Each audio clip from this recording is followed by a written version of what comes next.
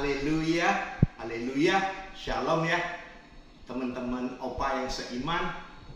Opa tampil untuk memberkati dan berdoa agar kuasa ilahi Yesus Kristus Tuhan hidup di kita semua, ya, termasuk keluarga kita.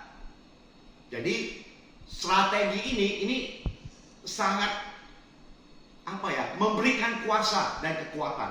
Itu ada di Kolose 3 ayat 17.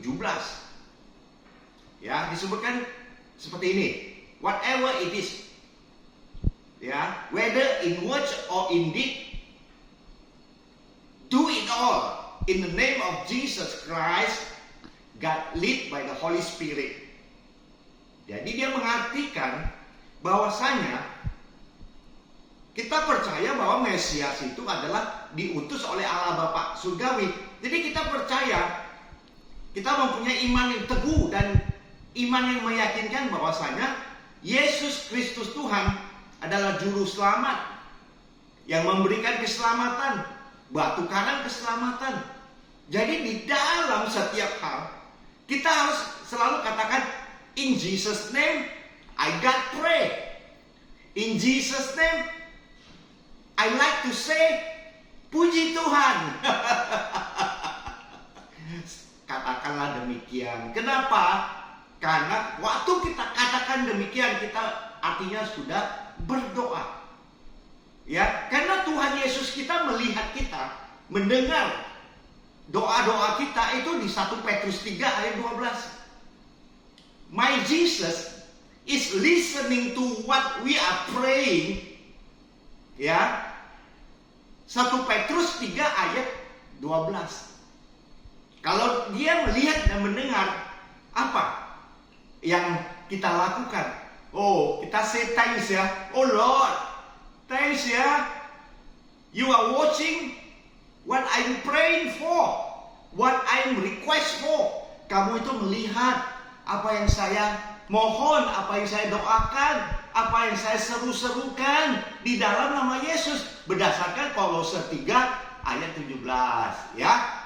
Nah, udah itu kita lihat di Yohanes 14 ayat 1. Ya, di sini Rasul Yohanes mengatakan trusting God and trusting to the Lord Jesus Christ too.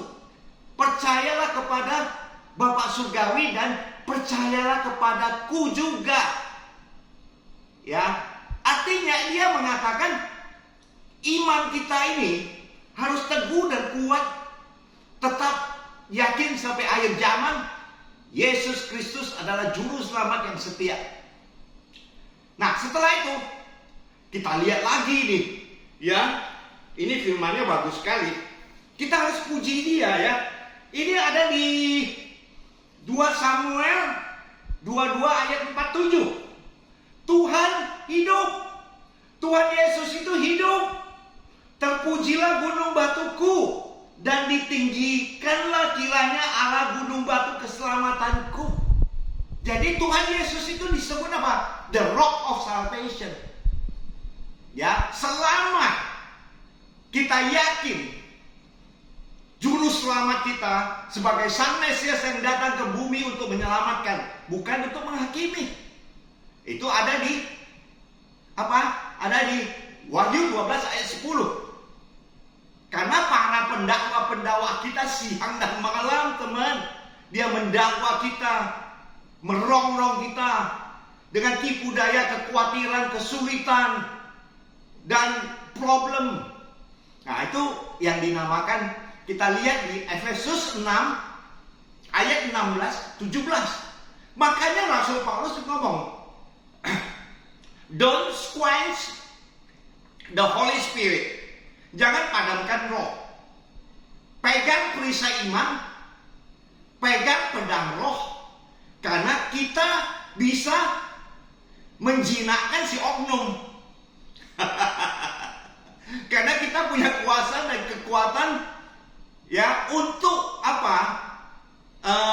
Memadamkan api si jahat. Api si jahat itu godaan-godaan, problem, kekhawatiran, takut, No way ya teman-teman, jangan ke sana. Ya itu tipu daya. Kita harus trusting God and trusting Jesus Christ too.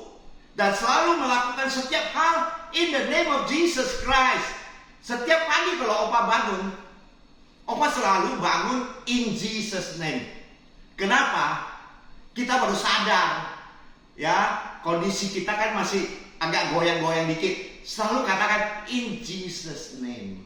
Baru Opa pergi peace off ya, pergi kencing, kemudian tidur lagi, bangun lagi in Jesus name. Itu yang Opa lakukan. Karena Opa hanya anggap satu hal yang luar biasa. Opa ini murid Yesus. Teman-teman seimanku ini adalah murid-murid Yesus, sebagai pengikut Yesus.